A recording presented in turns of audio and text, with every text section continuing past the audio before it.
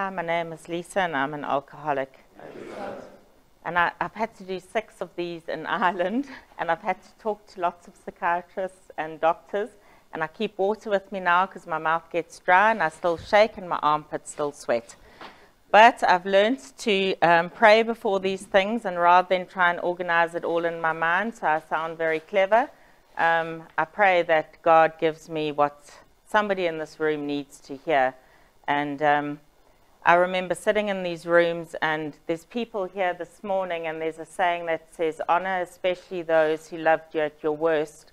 God uses those people to find you back to life. And there are people sitting in this room who sat next to me, like you've got someone sitting next to you who I thought had nothing to do with me and lived very different lives to me. But those people loved me back to life that I've got today. So just remember that when people are annoying you and all those kind of things, it's not easy and you're exhausted by Sunday morning. So I'm sorry you have to listen to me. I did tell Don that in 20 minutes he must tell me I've done that, and he says, you just talk. And I never used to have a voice, but treatment has given me a voice, so I like to talk. And just to say as well that I'm sharing what I remember. I've had a lot of electroconvulsive therapy and thing over the years, and I think my dates and timescales are probably not 100% accurate. And I had this discussion with Joanna, actually, that people outside probably experienced my life differently to how I did, but all I have to share this morning is my truth as I understand it. And that's what I'm going to do. So to start, I was born in Durban. I had an idyllic childhood. We spent the early years at the beach in the sea, and it was magical. For many years it was like that. My mom and dad were both very hardworking people. I have a brother 18 months older than me who I absolutely adore and always have, and he's always taken very good care of me. But I do remember from a very early age having a lot of fear in my life, scared of the dark, things under my bed, getting to the toilet at night, having to go to my brother's room because I couldn't sleep on my own. And I remember doing a test. I don't remember a lot, but doing a test and getting like 8 out of 10 and thinking I had failed. And that was the story of my life. If I didn't achieve 100% or get it perfect, then I had failed. And I had the sense in me that I was maybe a bit different. And the odd thing is I've actually always had friends. I've never been without friends. I got on okay at school. I didn't fail or anything. I did well enough to get into university. But I always felt stupid. I always felt inadequate. And I always felt different to everybody around me. And I tried my best to kind of morph into whatever group I was in, whether it be the cool kids or the clever kids or the church kids or whatever. I was able to adapt myself so that I could maybe feel like I was a little bit liked and okay.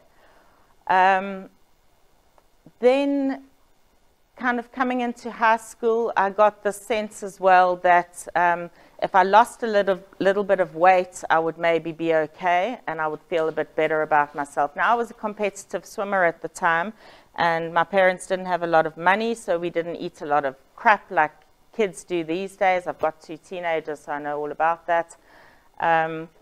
And I went on a diet, even though there was nothing wrong with me. But in my head, I thought if I fix myself, if I make myself a little bit thinner, I'll be a bit prettier and I'll fit in a bit better. So it was kind of the start, I suppose, of my addict behavior, finding something outside of me to make me feel a bit better.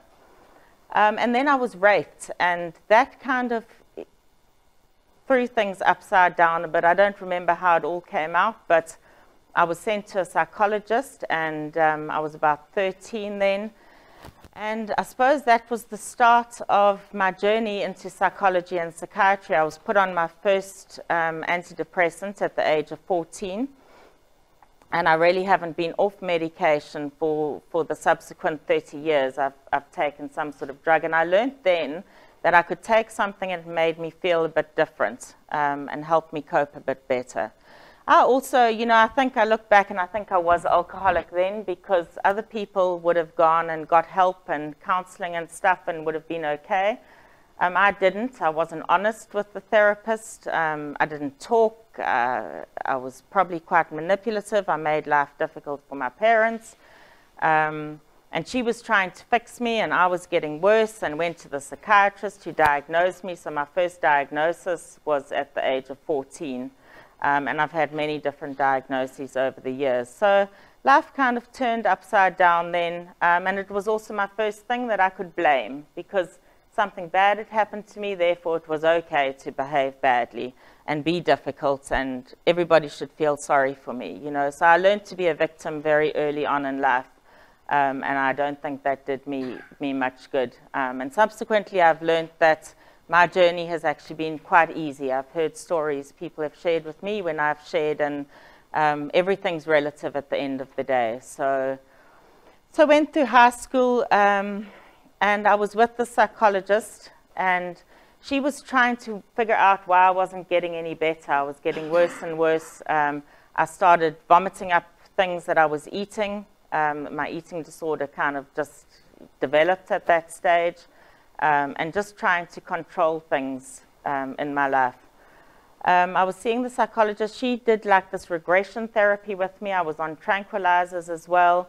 And she started, I was very angry with my dad at this point, because he'd started to go into his own business, and my mom had started on things, and they were fighting a bit, and things were not happy and idyllic at home anymore. Mom was unhappy. I was angry at him that he wasn't home when he said he should be home. I also thought he was up to no good. And yeah, generally just dissatisfied with things. And the psychologist was saying to me, there's something wrong with you, and I don't know what it is. Maybe something's happened to you. And she did this regression therapy, and she started to suggest to me that my father had in fact abused me. And I took that on. And I started to believe, and because I'd been through a rape, I had some idea of what one goes through when you've experienced abuse.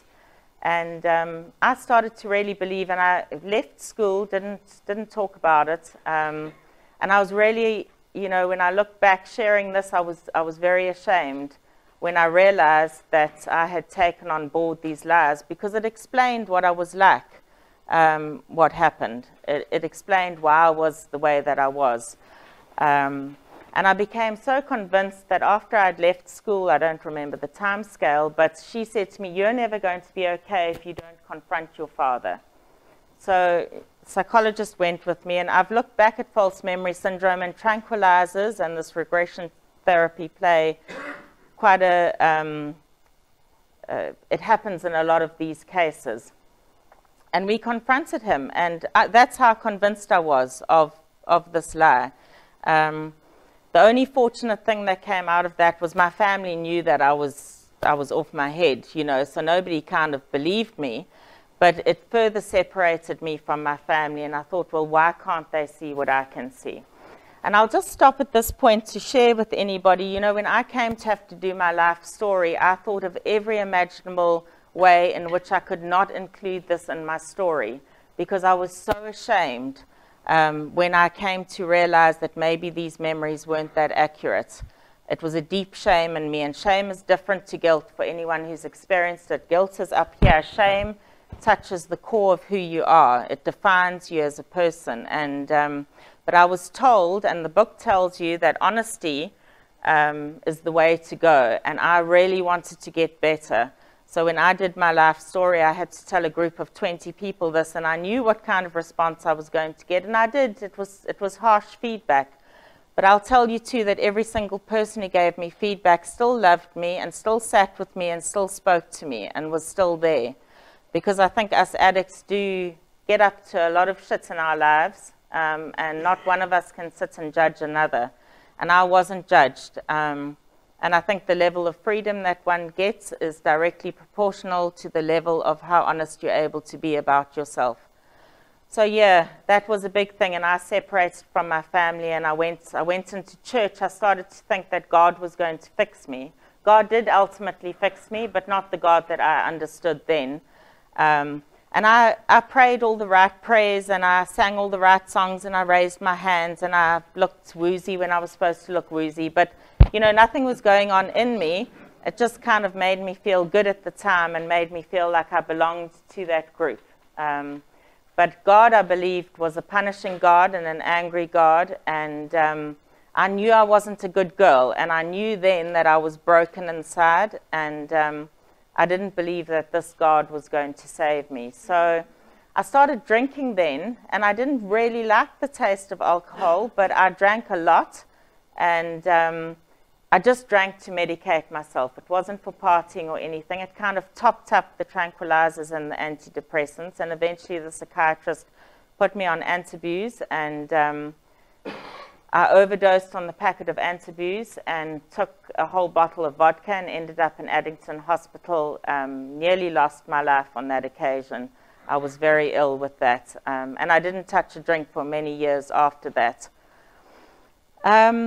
I also at that stage decided that it would be a good idea to earn a bit of extra money. I'd fallen out of university. I'd gone to do my law degree because I was going to save the world, because the world was so unjust and unfair, and I was going to go and make a difference. But I couldn't settle or do anything because my life was such a mess. So I fell out and I was waitressing, and I thought, I'm going to go and make a bit of money, and I know what I'm good for. So I applied for a job at an escort agency and was surprised that I got the job. A white middle-class girl in downtown Durban, I think it was Smith Street at the time, didn't realize how welcomed I would be there. And that's what I believed about myself as well. It is a bit ironic, really, when I look back. But there was something in me as well that was very self-destructive, and I put myself in situations that were dangerous and that I knew were going to hurt me. I intentionally did that. It was like a driving force in me. And when it was discovered, when I think my parents and psychologists discovered that this is what I had done, I was sent to Town Hill Hospital. For anyone who knows, that's an old government hospital up in Pietermaritzburg. And I was put in the open ward, first of all, and I was on antipsychotic, antidepressants, tranquilizers, sleeping tablets, mood stabilizers at this point. I tried to jump out a window and generally caused havoc in Town Hill, so they decided to put me in the lockup ward. And I was really angry with my mum and dad because they had to sign me in there, and a lot of resentment that they could put this little 19-year-old into this crazy ward with people shrieking. And the first 3 nights they put you in a concrete cell and stripped you. You lay there. There was no toilet, and yeah, you had to shower, and I had serious eating disorder issues and serious body image issues, and you had to shower naked in front of everybody. They watched you, everything you did. You weren't allowed your bra. You had to wear like these crimpoline dresses.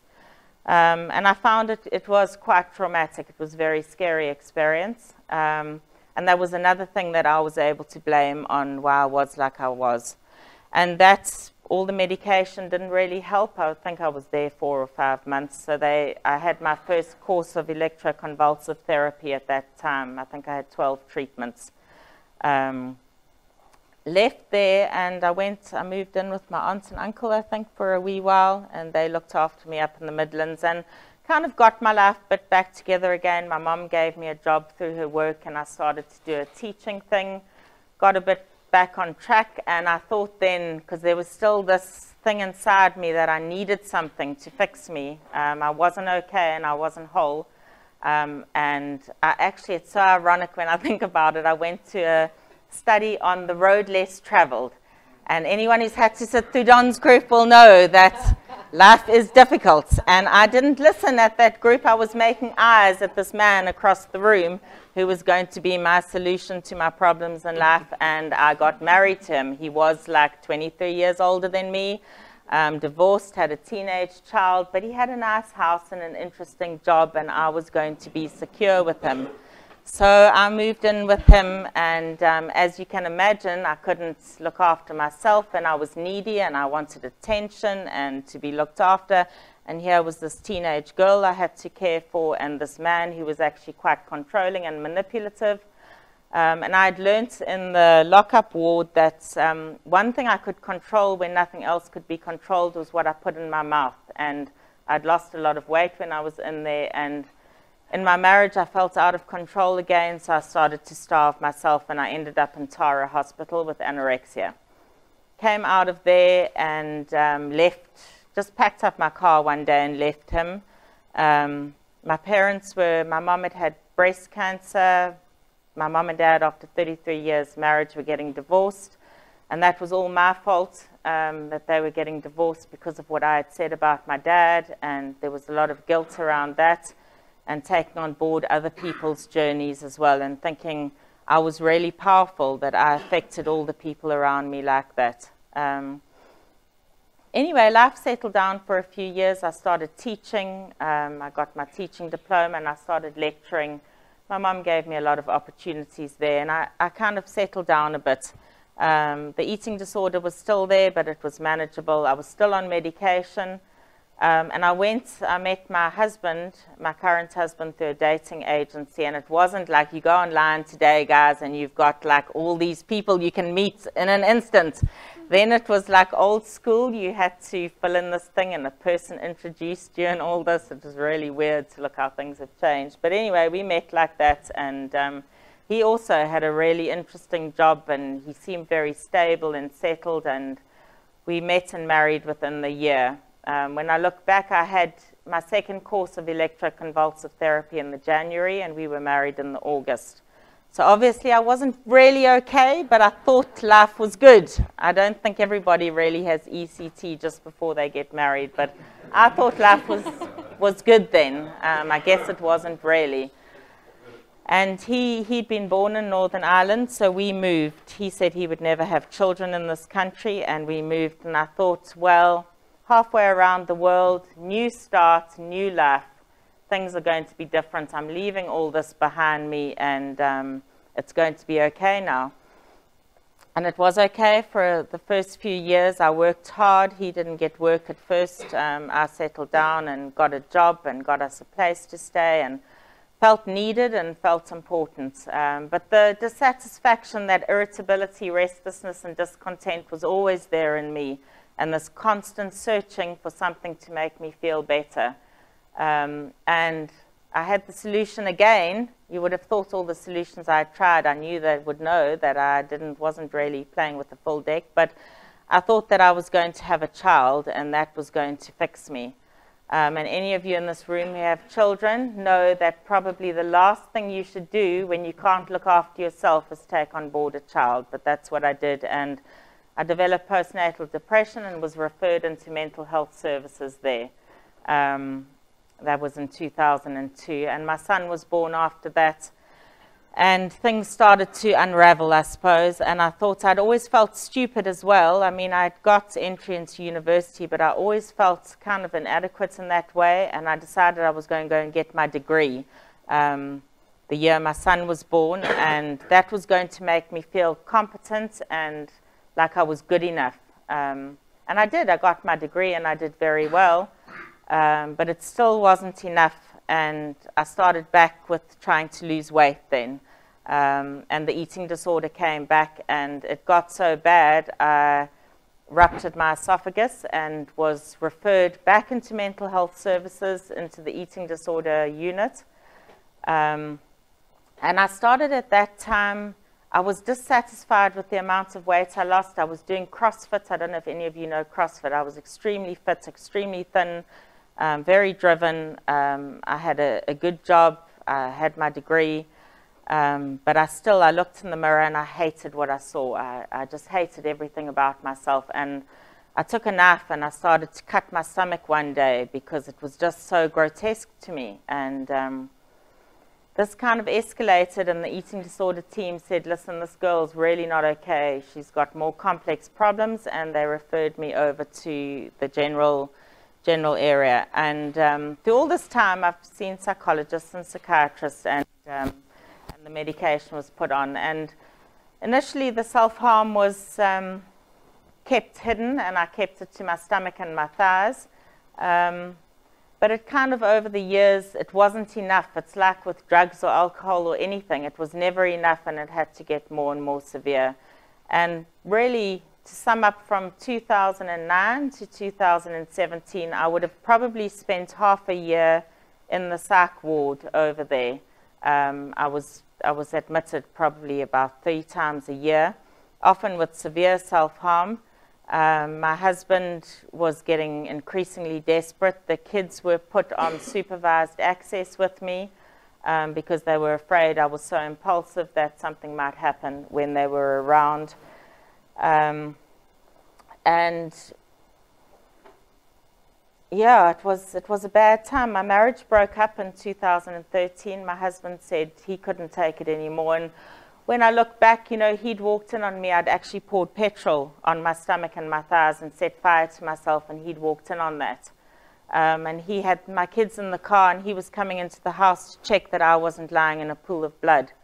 And I guess it was actually quite a sane thing of him to kick me out. Didn't feel like it at the time, and you know, family were angry at him for letting me go, but he was in an unmanageable situation. And I moved out of the house, and I started back on the martinis in the morning to top up the tranquilizers and antipsychotics and things, and became extremely isolated. I went on a dating site. I met up with a guy, and I was raped and quite badly beaten. I was taken to a forensic doctor who said that given the extent of the injuries, she was sure a prosecution would happen. So I went to the police because I did think to myself that I needed to protect other women who would maybe meet this man, because he was extremely violent. I did fear for my life in that particular situation. But I lied to the police, and I didn't tell them that I had met him online. And I didn't tell him that I'd been drinking when I went to meet him. And I had a lot of guilt and shame around that, because the case was eventually thrown out because my word wasn't solid, because I changed my story and then admitted that I had met him online. And I was really upset about that, I think, at the time. And really, over the last 4 years, my life became sleeping for maybe 16 or 18 hours a day. I had an antipsychotic injection. I was on a mood stabilizer, 3 tranquilizers, an antidepressant, and a sleeping tablet. And then the martini, and my husband brought back like 70% alcohol from Poland for me because he thought it was all okay. And my community psychiatric nurse actually had to send him one day to check I wasn't falling down the stairs after I decided to top up my day with that. So my life became my chemist. I was on a daily script because I had overdosed. And this is, I suppose, what my family went through. Is my mom got a call from ICU to say that I was in a coma and my organs were failing, and they didn't think I was going to make it through the night. And she was sitting in South Africa and couldn't do anything. My husband was in America. We'd split up, and that was just one occasion. I cut the artery in my wrist and nearly died and was hospitalized for 5 months. And at the same time, my mom was dealing with the death of my aunt, who was one of us, and never found this program. And she died at the same time that I had cut my wrist and was lying up after an operation to repair my arteries. I was in hospital for 5 months at that time. My chemist was my best friend. That's the only person I saw for many months, was my daily interaction with my chemist and the coffee shop, apart from my supervised access with my kids. And I'd been quite a sociable, outgoing person. In the January of last year, I cut through my stomach so badly. What I was doing is every 10 days I cut, and I had to be stitched up. And then when the stitches came out, I had to go back in. I had to cut again so that I needed stitched. And this calmed me. It was like a endorphin release when I cut, and it just helped me cope with things. But in January last year, I cut my stomach so badly that the A&E doctor called a surgeon, and it was about 2 a.m. They took me upstairs, and they had to do a CAT scan where they put that dye through you. And I remember it. I don't remember a lot because I had also, in the last 4 years, had 2 more courses of ECT. But I was lying under this, you go under this machine, and I remember the dye going into my body because he was checking that I hadn't punctured my internal organs. I had cut so deeply. And I lay there. I was a size 22 at the time. I was fat. I was bloated. I couldn't think clearly. I couldn't walk properly. And I was lying on this table with my stomach hanging open. And the surgeon looked at me and he said, "Girl, you keep doing this, you will be dead within 6 months or severely disabled." And I could see the kind of horror in his face, you know, looking at what I had done. And I thought, this is what I've been reduced to in my life, lying on this table like this in front of this man, and this is what I've become. And soon after that, my mom called to say, do you know, I think maybe you've got some addiction problems. Like nobody had kind of picked that up, but she thought that, and she said, you know, maybe you need to try rehab. So I knew after that incident that I would have done anything. I was going to either die or I had to do something. And she got me into a treatment center. I was kicked out after 3 days because I self-harmed, and I ended up in Port Shepstone Hospital. And my poor mum, because my dad and my husband and my brother thought she was mad anyway, getting me into South Africa, into rehab. And nobody believed that I could ever be off medication. I'd been on it 30 years. And she fought the fight. And I think everybody sitting in this room, I think somebody somewhere has prayed for you or believed and held hope for you. I'd lost hope. And you need to remember those people. You know, when you get well, you need to remember those people who held hope for you when you couldn't, because we wouldn't be sitting here today without people like that. So thank you, Mum. And she got me in, and I was sent to a second treatment center, and God knew that that's where I needed to be. And when I look back, I can also see that God works when you sometimes have to look back. You can't see it in the moment. But there's a golden thread that runs through life, and when you start to open your eyes and see that, it's quite miraculous, really. And I ended up in treatment. I was ready. I was told to ask, listen, and do as I was told, and I did that. I didn't often agree or understand what was being told to me. I knew nothing about AA. I knew nothing about the steps. I was exhausted. I was detoxing. It took me 2 months to come off all my medication. I had the sweats, I wasn't sleeping, I wasn't used to getting up early. This walk business, I was huge, and I was so ashamed of myself. Joanna was doing aerobics with me, and I used to cringe when I had to go down and do that people were going to be looking at me. But everybody was really kind, and I was still sitting on that veranda having hallucinations at that time, and wanting to self-harm.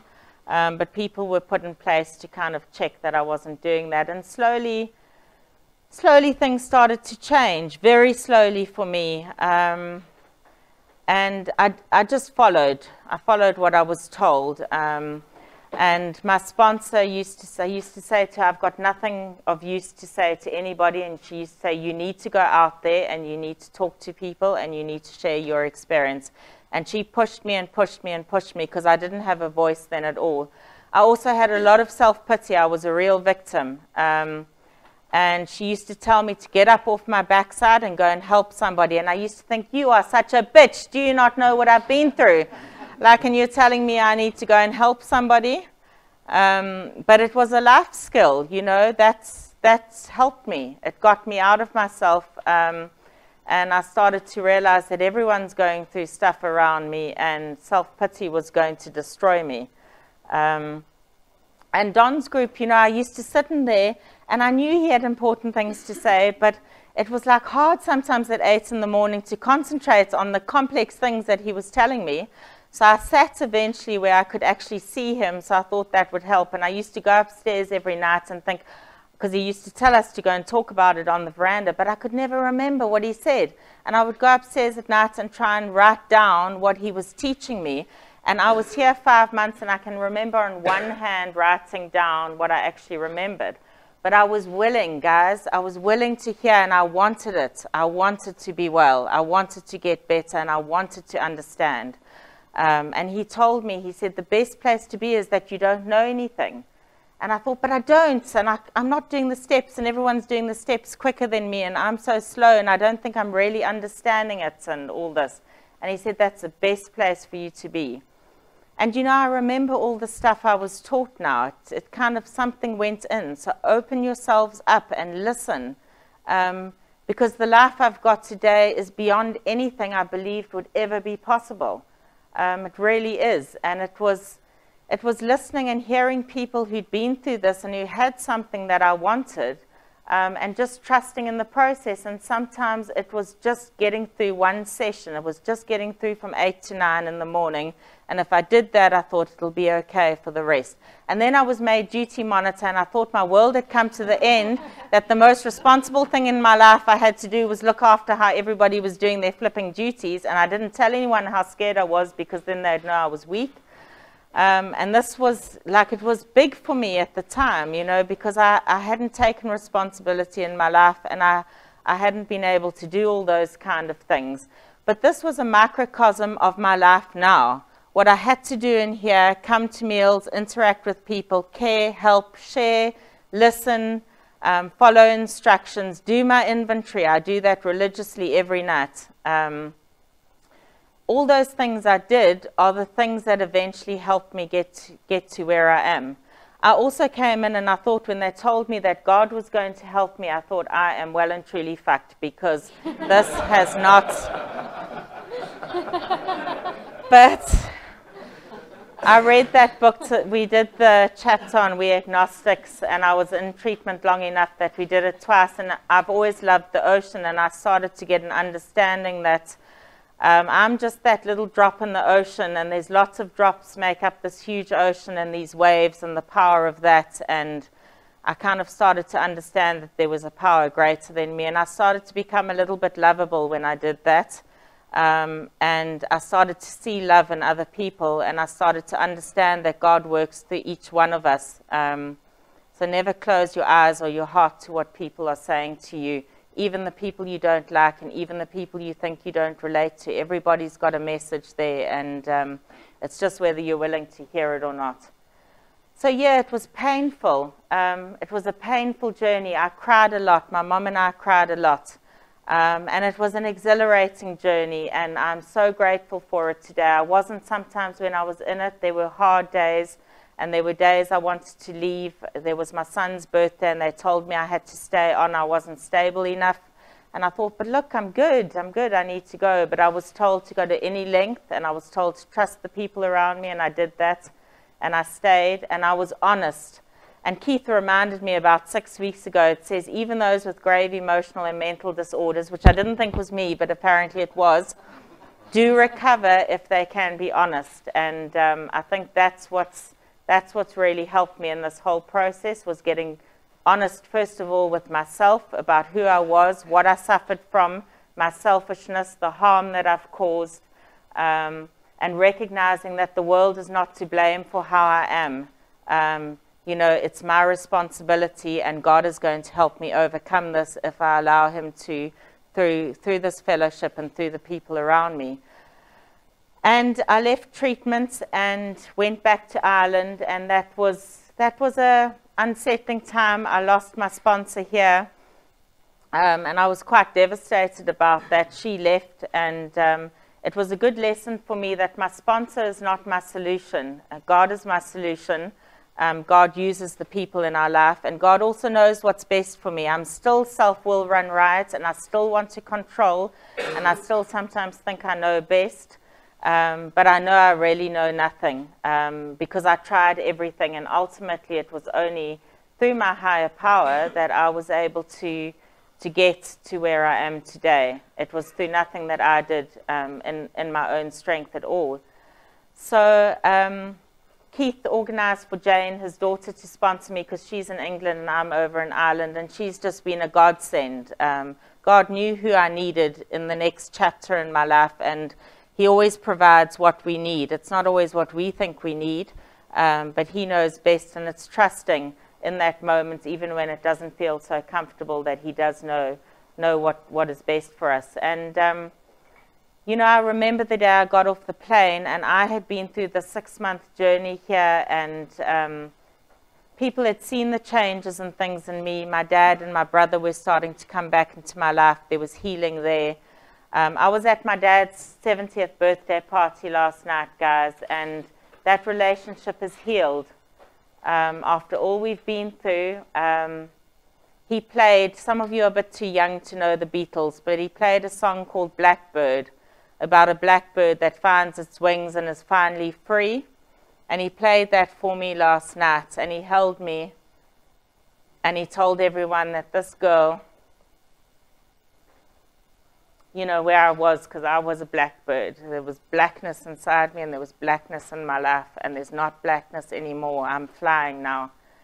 And that relationship is being healed. And my brother, my brother shut down because he knew I was going to die, and he had to distance himself from me.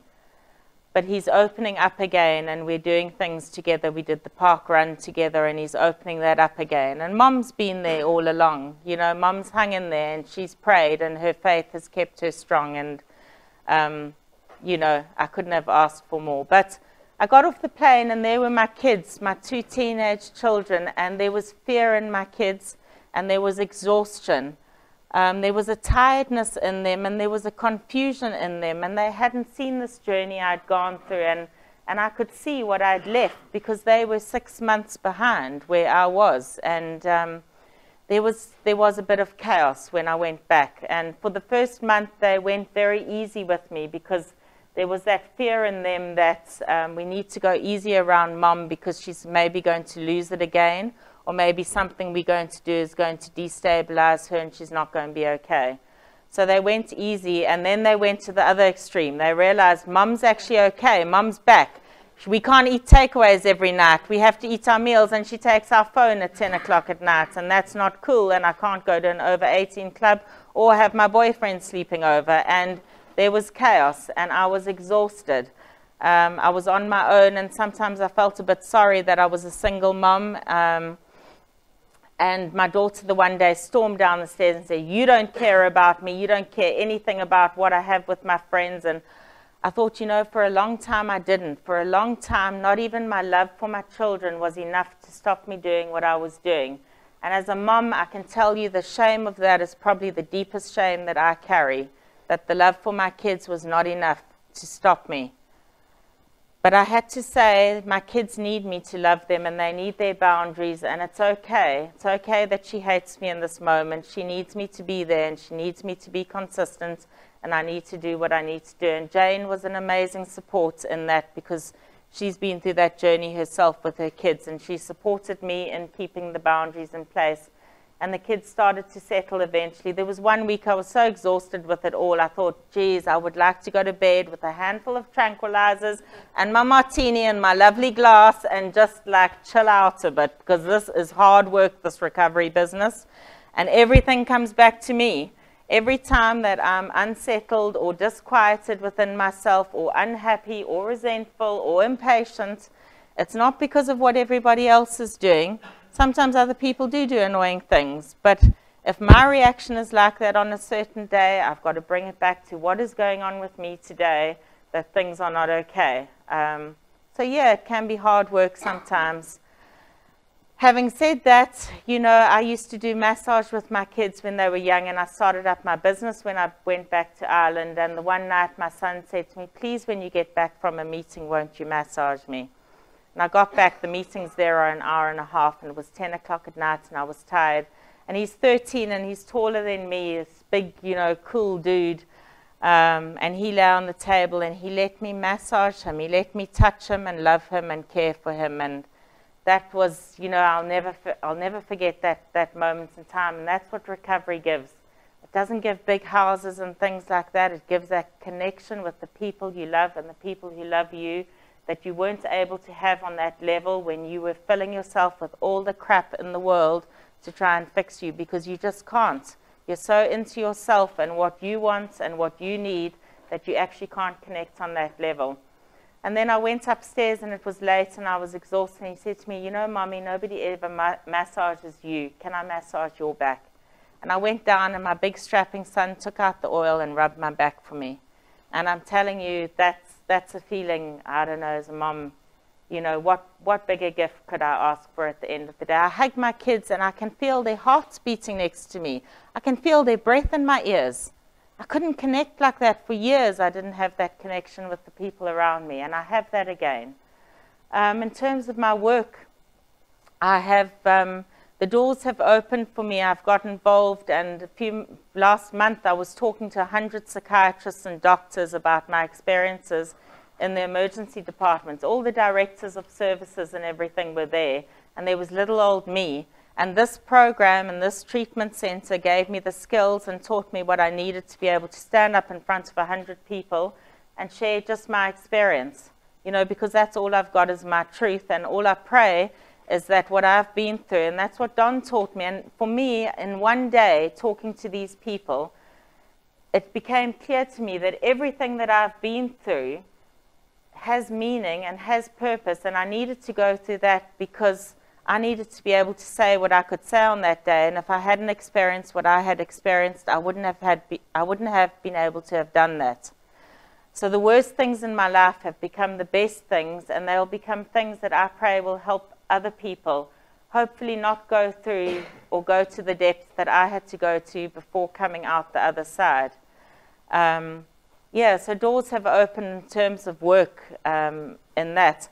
When I was first back, my husband was with his girlfriend, and I was like a little bit unhappy. I was also off all this medication and stuff, and let me tell you guys, the body wakes up when you're not taking all this rubbish. And I thought it would be a good idea to get a boyfriend, even though you're not supposed to be in a relationship. And I did get a boyfriend, and I wasn't 100% honest with my sponsor in the start. But 2 days later, after telling her a half-truth about this guy, I thought, shit, my recovery comes first, and everything else has to come second. And if she tells me I can't see this guy for coffee, then that's what it has to be. And I spoke to her about it, and we sorted it out. And funnily enough, she told me to go for it. I deserved a bit of fun. I was in a good place, and go ahead. Anyway, he ended up boring the bejesus out of me, so I did get rid of him.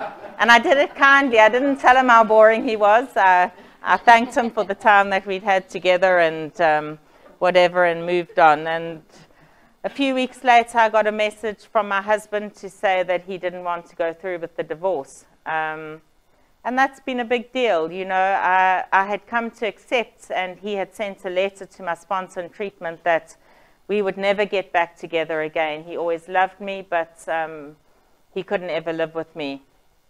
And he's a bit of an atheist, and he said to me in the beginning of the year, "You're just a miracle." He said, "I didn't believe this could ever happen." And what this program has given me is, first of all, that I don't need him and I don't need this marriage to be okay. I had let go of that, and I had worked through it, and it was painful at the time, and it was painful to watch him with another woman. But I needed to go through that process and let go of that, because it was something I held on to when I was in treatment, that if I got my marriage back, things would be okay. And that door was closed, and it was good that it was closed, because I needed to come to terms with I needed nothing. Everything I needed was within me through God. I didn't need anything else. But he did that. And my instinct as an addict is to be impulsive and to jump on the bandwagon. And if a decision comes my way, I want to make that decision quickly and now. And I want everything done and dusted. But I was able to say, you need to give me time, and I need space just to think this through. And we've talked a lot over the last few weeks, and my trip to South Africa came at a good time. And I still love him, and I think we'll probably make a go of it. But we'll go slowly, and we'll maybe date a bit for a while. And once we've made that decision, we'll talk when we get back. He went to an AA open meeting, and this is something else about the fellowship. I went there not knowing anybody. And he went to that open meeting, and 5 of my buddies sat with him and spoke to him, and somebody took him to the meeting. My 1-year share, I wasn't sitting on my own. I was sharing at a meeting an hour's drive away with friends who took me there, who bought me dinner as congratulations, who loved me. Wherever you go, I mean, that's a completely different culture. The same people have this same program and have this same love and this same understanding of a higher power. And you've got to keep plugged into that. And that was hard. That's something else I went through, was realizing that this is for life. And that's quite a big thing to take on, that I need to do this till the day I die. But it's such a blessing, because life is difficult for every human being, alcoholic or not. But we have a program that teaches us how to deal with anything that comes our way. Other people don't have that program. And if we weren't alcoholic, we wouldn't have this, and we wouldn't have this solution and a way to live our lives fully and wholly and with peace and with contentment. And it's not all a bed of roses. It's been a tough year. It's been hard work. It's been exhausting at times. It's been frightening at times. Lots of new things, lots of new places. And a very unexpected thing for me was an experience of very deep grief that I didn't expect in my first year. There's a lot of loss. There's been a lot of loss over 44 years. Memories of my kids' birthdays, their first steps, times that I've missed out on. You know, my gran passed away 2 years ago, and I was very close to her. I lived with her for a while, and I couldn't grieve when she died. And one day I woke up and a song came on, and I cried that day in between the things I had to do. I cried and I cried. But it's okay today because everything is transient. You know, this too shall pass. The good feelings pass and the bad feelings pass, and a new day starts. And it's such a blessing that it's just a day at a time that I've got to deal with. I just try my best to keep myself in the here and the now. Every day I try to be a little bit kind and a little bit generous. And I must tell you guys, for me, it's really important, the gratitude thing.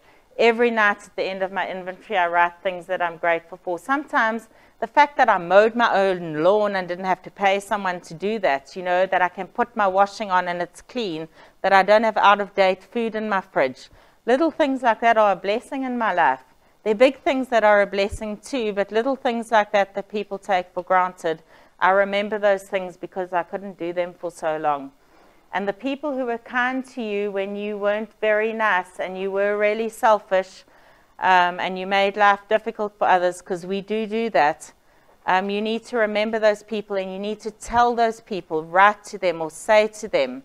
You know, I said to my chemist, you know, you always treated me with respect. You never judged me. You were always kind to me.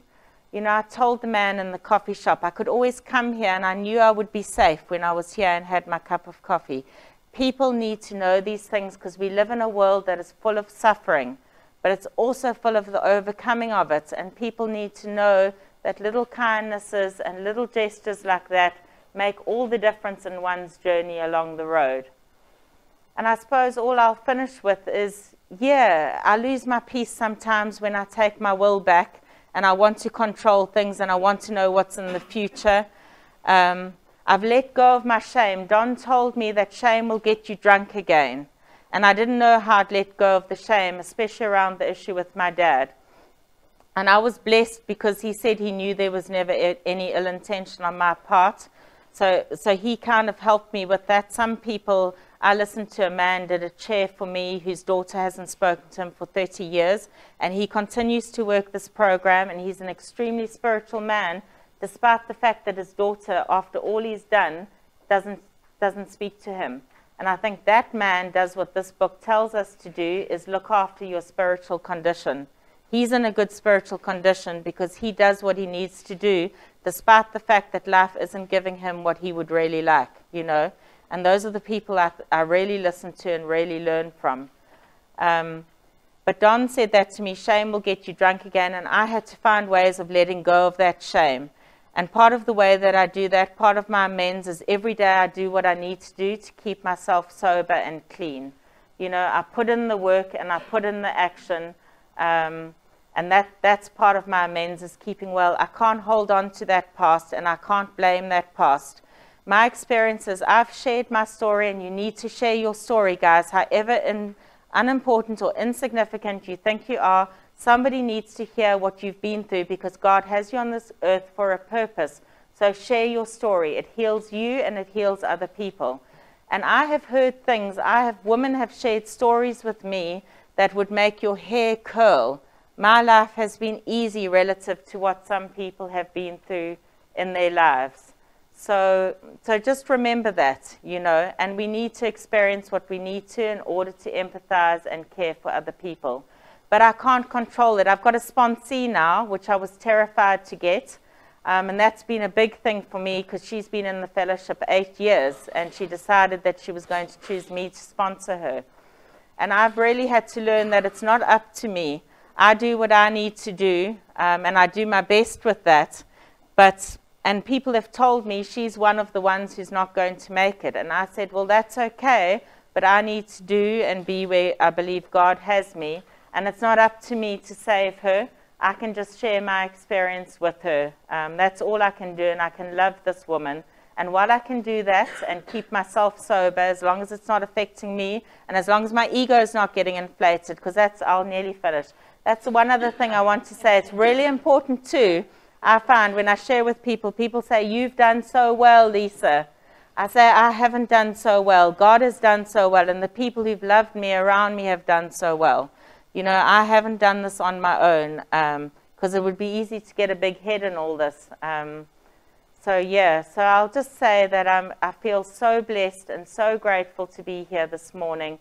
The people, this man changed my life. I look at the world through a new set of glasses because of what this man said. My world life is not any different to what it was, but the way that I see it is completely different. And I love my life. I get out of bed every morning and I'm glad to be alive, and I wanted to die for so many years. And what more could I ask for, really? So thank you so much for having me here this morning. And I really pray for each and every one of you that you just do your best with this. It doesn't have to be perfect. Just do your best. Put your heart and soul into it, because I promise you the rewards, those promises do come true. They do come true. So thank you.